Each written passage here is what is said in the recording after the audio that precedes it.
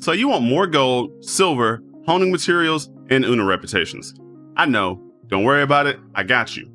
Hey everyone, I'm Barkley. Let's talk about alts. So first up, why would you want an alt character?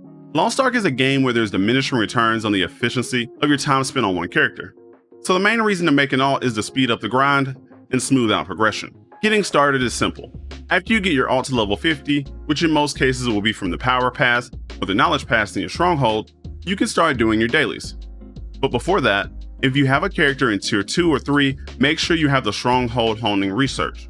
This will reduce the amount of honing EXP needed and increase the chance of an upgrade by 20%. If you're still in tier 1, you'll use your alts to push you to tier 2, then get the research going before focusing on your alts. And keep in mind that if you've done the tower on one character, the next time you do it, you get honing materials. And this will make up for the fact that you can't go back and do the island quest again. Now, what content should you be doing on your alts? You'll still want to do your 2 daily chaos dungeons, 2 guardian raids, and your 3 Una tasks. Chaos dungeons give silver, gold, and honing materials. That's the same. I handle guardian raids differently.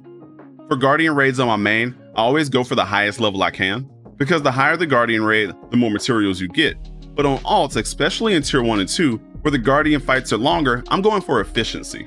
There are some fights that are way more troublesome and longer than others. I try to avoid those. The guardian raids are broken up by raid levels, so let's take a look at which fights I pick for each raid level. For raid level 1, I'm running Lumerus or Lagorios. Virtus has more mechanics, the fight is longer, and is way more unreliable if you're using matchmaking. Ernil is easy, but it's only worth running if you don't have the item level for the others. For raid level 2, I'm sticking with Chromanium's simple and easy fight. Nakrasina isn't a bad pick here either, but the problem with the other two is that they have mechanics that slow down the fight.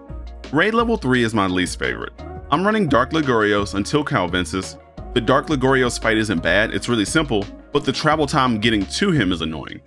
Calvensis is another easy fight that you get access to at 880. The map isn't as big, but pug groups seem to be hit or miss with this guy. The other 2 guardians I can't trust matchmaking for them, and I find them more troublesome to solo. Raid level 4 is a toss-up. After you get the mechanics down, the last 3 are pretty simple. Levinos is the easiest for me. Lava Chromanium isn't difficult, but sometimes he decides to be oddly mobile for a turtle. Alberhastic has a lot of mechanics, but if you're comfortable with him, it has low HP, so you can usually burn him down pretty quick. For raid level 5, Igrection is the easiest, but since I'm stopping my alts at 1325 for a bit, I'm picking Armored Narcincinia. In this tier, I'm going for the highest guardian I can because the value of the materials are so high. Overall, these are the guardians that work best for me and cut down the amount of time I need to spend on alts by a good amount. Another easy alternative is to take turns on carrying alts through your guardian raids with a friend. Now moving into your Una dailies, these can be broken up into 3 groups based on reward types: honing materials, reputations, and silver. So for your main character, you're always going to want to do leapstone dailies. So with your alts, you need to figure out the other things you want to do. In most cases, unless you're bottlenecked by leapstones on your alt, you don't want to mindlessly do leapstone quests, because you can now use these characters to push horizontal progression. For example, you have quests like repairing the Seal Site and whispering Minuet that give you skill points. These reputations can also give Giant's Hearts and Virtue points. There's enough good reputations to dedicate an entire video to, so I won't cover them all here, but you get where I'm coming from. And silver income is a very big part of your upgrading cycle in tier 3. Chaos dungeons help, but if you combine upgrading your gear with Adventure Tome completion and rerolling gems, you'll be running out very fast. Lopang Island dailies are the main choice for silver. The amount of silver you get scales off your item level, so you'll get the most value out of doing them on your tier 3 characters. To speed up Una quests, don't forget to use your Bifrost. If you have the Crystalline Aura going in a level 60 roster, you'll have a total of 4 saved locations, which is more than enough. You can easily make it work with 3 and even 2, but the more the merrier. And if you do have 4 in total, I've been using mine for a quick way to jump to zones for wandering merchants like Bert, Mac, Jeffrey, and Oliver. And my last tip for the dailies is that you don't have to do them every day. It's obviously better if you do, but if you let the rest bonus do its work, you're still making progress. If you end up burning yourself out, none of this will matter.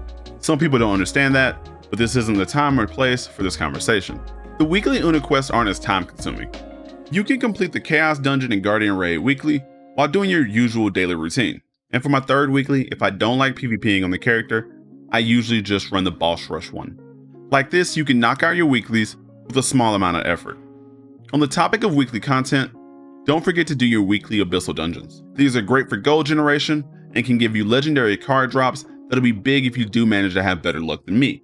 You can get gold from these on up to 6 characters. If I have 2 characters in the same tier, I use the item level requirement for the first Abyssal dungeon as a stopping point for one of the alts. For example, the first dungeon has an item level requirement of 340. Tier 2's first dungeon is 840, Tier 3 is 1325. This way I don't slow down gearing them both, trying to feed them equally. If you put all of this information together, you can form a gameplay loop for your alt that turns into something like this. Boost characters to 302, get them to 340 for the first Abyssal dungeon. If your main is tier 1, funnel materials to them. If not, use them to get characters to tier 2. Do the Rowendale questline or Knowledge Pass it at 460. Phantom Palace also opens up at 460. Do the Shadespire Tower whenever you can, all while doing your main set of dailies. You do this until you hit tier 2. At 600, you go to the Great Castle. Repeat a similar thing at tier 2. Get to 840 for the Ark of Arrogance dungeon. At 960, do Phaeton. The Sea of Indolence opens up at 960 as well. Shadespire Tower for the extra materials. At 1100, you go to Punica. You'll continue this cycle until you get to your desired item level, but there's no tier 3 tower. There isn't as much money to be made in tier 1 and 2 anymore, so I only sell materials after I get my alts through a tier. You want to get out of those tiers as soon as possible to make the tier 3 money, and funnel materials to your main to get to 1385 faster. I'm stopping my alts at 1325 right now, until I get my main to 1385 for the Stronghold research for tier 3. After that, I'll push them to 1340. And with that, you're good to go. Thank you guys for watching. If you enjoyed the video or found it helpful, do me a favor, leave a comment and like the video. Subscribe to the channel, it all helps with the algorithm. Tell me how you guys are handling your alts, or how I can improve on this format in the future. Follow me on Twitch, and I'll catch you guys later.